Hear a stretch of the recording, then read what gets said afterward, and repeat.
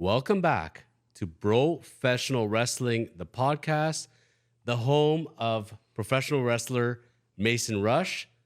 Speak of the devil, the internet is blowing up with this guy and they can't get enough of him. So we have him back for yet another week. We're able to dig him up. He's had a very busy schedule, but he's graced us with his presence.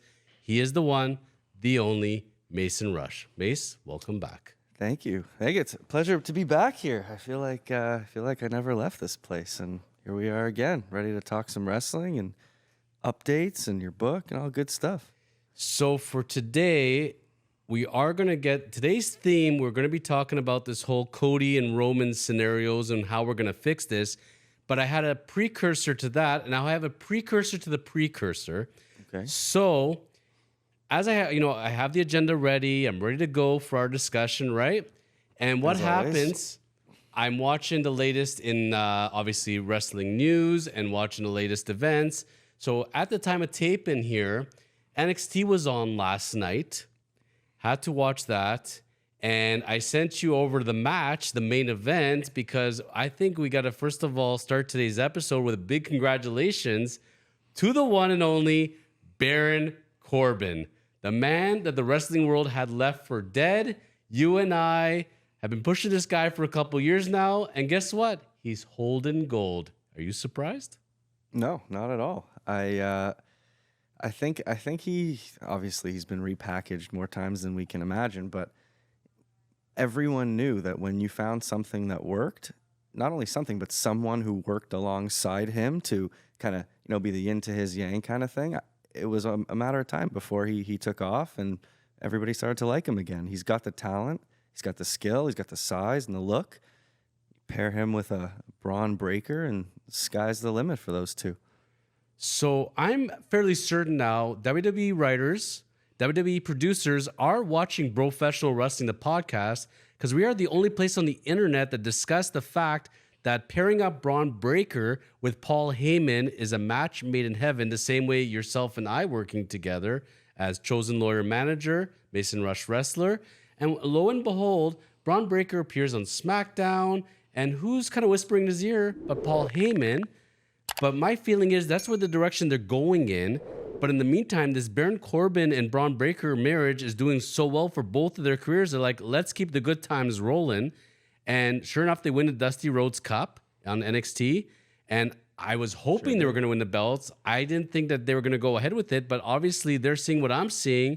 And you know what? I think this is great for both of their careers. I think this is reinvigorating Baron Corbin. And this is the push Braun Breaker needs because he was going kind of stale there for a while. And this will elevate him to when he finally lands on the big-time roster. I was going to say, we talked a long time about, and I think that's why they didn't just rush him in like they did with even a Carmelo Hayes or Zoe Stark. Just right, even Zoe Stark had Trish Stratus to bring her in. I think they needed the right scenario to bring Braun Breaker onto the main stage. Who better than Baron Corbin, right? Who's been in both places, was a star in both places. He's known everywhere, respected everywhere. And I think that is a perfect liaison, right? He goes into the WWE as a champ with an ex-WWE guy. Paul Heyman comes in. They create some sort of, thing there where exactly as you said, he becomes his manager, his voice kind of thing. Because, later on we'll talk about it, but who knows how long Roman's going to be doing his thing. That'll be later. But, I think it was a great idea, great transition, and more impactful than just debuting him in a match on Raw one night saying, here he is. I think he's a generational talent, and I think WWE obviously knows that, and they need to really curate how they bring him in. So as I'm congratulating Baron Corbin and figuring where he's going now, and he must be on top of the world. He said, I'm going to go to the Super Bowl party, and I got to do that draped in gold. Well, you're draped in gold over there. You got the chosen belt beside you there. And I got to say, man, from the time... The second congratulations, the other precursor was you, actually, because, my friend, you having recently wrestled 2 events in 1 week. And, I'll never forget your debut at Hamilton Pro Wrestling. You and I were convinced you were going to be a heel, for sure.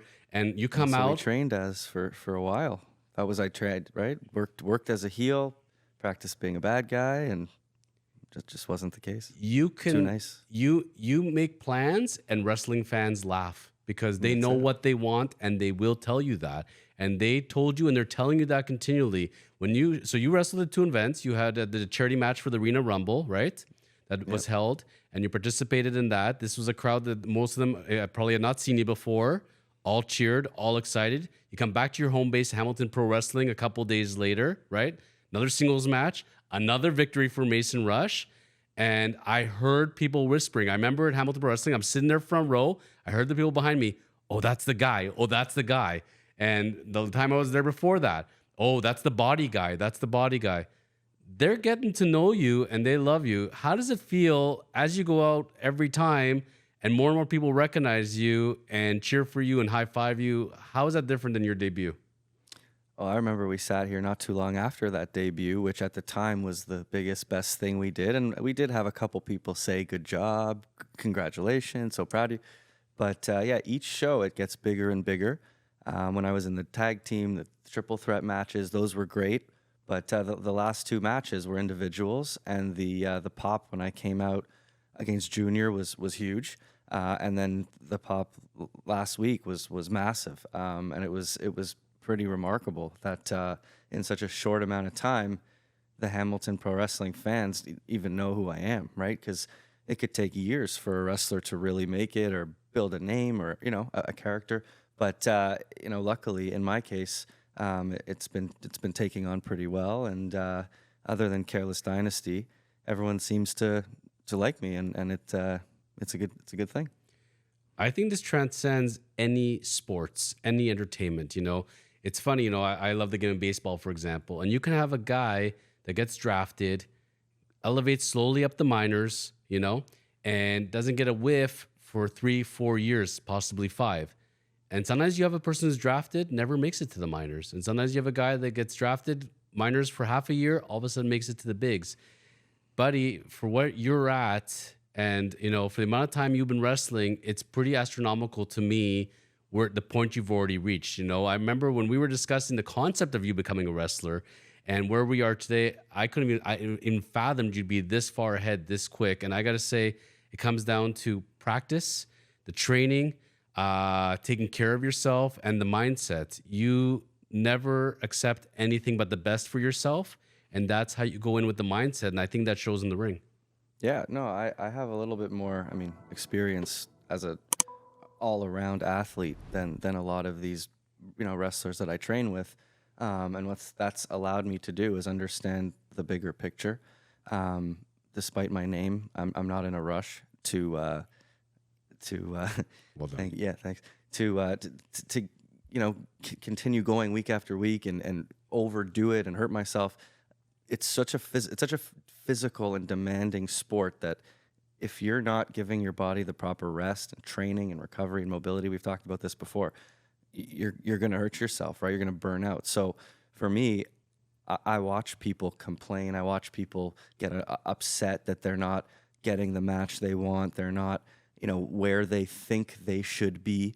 But a lot of people need to look in the mirror and realize that it's not about you, and especially in the wrestling business, because the whole business relies on what people think of you. So you could think you're amazing, you think you're the best thing in the world, but if nobody buys it, if nobody gets it, it's not going to fly, right? If it doesn't fly, whoever's running the federation, whoever's coaching you, isn't going to have as much confidence putting you out there. So I asked you, as we start transitioning over to Roman and Cody, one of our last tapings, you talked about looking ahead to the new year at the time, and you said for 2024, you're going to be wrestling across different promotions, and there's some type of goal in your future. Where we're sitting here today, Mason, with the matches you already have on your belt this year and where you're headed, same resolutions? Exact same. We thought I would be undefeated as a individual, single match guy. As of now, I am. We're 2-0. We beat Junior. We beat Josh Sin, who might as well be Tantrum because they look the same. I would say my goals are the same. Like I just said, I'm not rushing anything. I know that some people ask and search around, email, hire me, book me. I have pretty good mentors. I have a pretty good team in my corner, and whatever happens will happen, and we're gonna go where we go, and I'm not worried about it. But yeah, definitely more matches, more federations, more promotions in 2024. Listen, man, we're not hard to find. Manager at Chosen Lawyer, Mason Rush 33. You know where to find us.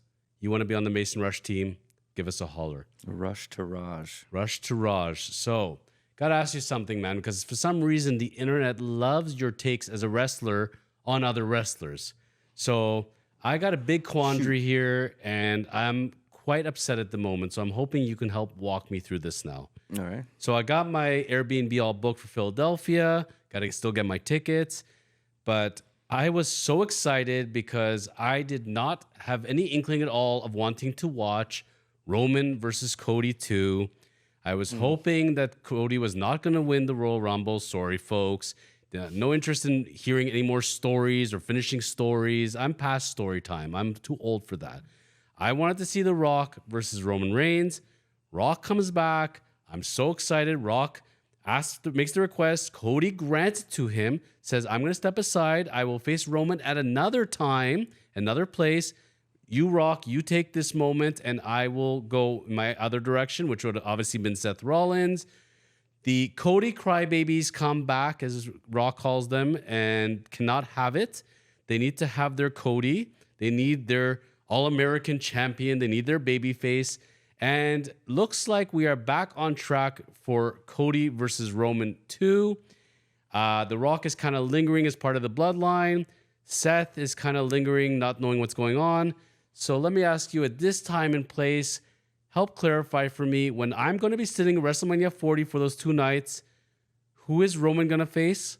Who is Seth going to face? And who's walking out as the champions those 2 nights? Good question. I mean, I do think Cody and Roman will end up fighting, and that is because of the power of social media to basically contradict, I think, what the writers had written, which was not that. I think their plan was to do what we saw on SmackDown, where he gives his blessing, walks out, and, you fight the bigger fight. But the Cody crybabies or social media warriors, whatever, have enough power these days where it's not the Vince days where I'm just going to do what I want and you're going to like it. They actually have some say. Enough people complain and comment. That's money, right? That's viewership. So you'll change your plans to appease the fans. Okay, Mason Rush. This is not the case of Bray Wyatt going into Crown Jewel and having to lose to Goldberg, for example, in 30 seconds, where everybody's way past Goldberg. This is The Rock we're talking about here. We're talking about the biggest star in the world, the man that the WWE was so invested in. They said, Rock, please come back. We'll give you the trademark to your name. We'll give you a seat on the board of directors. We'll give you $30 million. Not because we're trying to cover up anything and trying to bring you on, but because we generally want you. And people have been clamoring for years for Rock and Roman. Why have people turned on The Rock all of a sudden? Help me. Well, I think that again, that's also a long-term story tell, right? Like, I don't think The Rock in his whole career has ever been a heel. Different points. When he was part of the Nation of Domination, back with Rocky Malavea and that. Recent Rock, like his whole thing is that he is the People's champion. People's champ, the American, right? They had Jinder Mahal, America this, America who comes out to save America, right? He was a face not that long ago, right? So I think him being heel is part of him calling his own shot and saying, I want to be a heel. I think it would be fun. But ultimately, what's going to happen is he's going to go back to face. He's going to turn on Roman. He's going to turn on, right? I do think that will end up happening at some point, but I don't think that the story ends at WrestleMania. I think that he's 1,200 and something days in. Hogan was 1,400 and something days in. So we're going to my opinion, we're probably going to look at a SummerSlam or even next year's WrestleMania. They're going to drag this thing on as long as possible. The Cody story, again, The Rock appeals to guys like us, right? Older fans, older wrestling fans, Attitude Era fans. Testosterone-filled machismo. Right? There you go, right? Who does Cody appeal to? The kids, right? You take the belt off, you kiss the belt, you give it to the kid. Exactly, right? But you look at that from a business standpoint, like how many markets have everything across the board from kids to grown men, right? It's or women too. So I think it works on a business level. It works on The Rock just calling his shot level. And I think that now he's going to have a huge say in how the story goes. Will Cody finish the story? Yes. Will it be this WrestleMania? I don't think so. I agree on that. Now I got a couple of options for you then, because I'm following you along here and I got my sources. So I know you got your sources. I got my sources. So can't say who they are, but I've got a couple of sources for you. So number one, for the options of what's going to happen in WrestleMania, one option that's been thrown out, and I cannot see them doing this, is reunifying the belts yet again. So we went through this whole production where Roman had the 2 belts, right? Then it became 1 gold belt, and now we need a second belt, realizing we need 2 belts for the different shows. So we go through this whole production of the heavyweight belt. Seth Rollins is carrying it around. It's very clear from the WrestleMania press conference and everything else that Seth is really taking a beating here. Like, he's looking like the B champ, the loser line. He's not feeling really good about himself. Everybody that's not going to face Roman goes into the B squad. Got you. I don't think they're going to unify the belts again. I think we need to keep 2 different belts for the shows to be viable. What are you going to do? And then yet have a second belt yet again? So I don't see that happening. Do you see the unification of the belts happening at this stage? At this stage, no. Ultimately, yes. Right? It's just a long story play, and most people work on a 24-hour news cycle, right? So you can do a 4, 5, 6 year plan where you do the Roman thing, you have the 2 belt thing, and then 2 years from now you have the super fight of super fights to unify the belt, only to a year or 2 later have another draft, another belt, once everyone's right. It's a story. So are you ready for option number 2? No, I can't contain myself. Okay. I'm so excited. Did I? Okay, let's hear it. Okay, this is how they're going to fix the scenario, because I'm really upset about how everything played out with The Rock, right? So this is what my sources told me, and this is the only thing that makes sense, and they can justify this.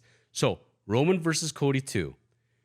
Much away again that the history with his dad and how they let him come so close and they pull it out from under him. So they let him win the Rumble again. They're going to come 2.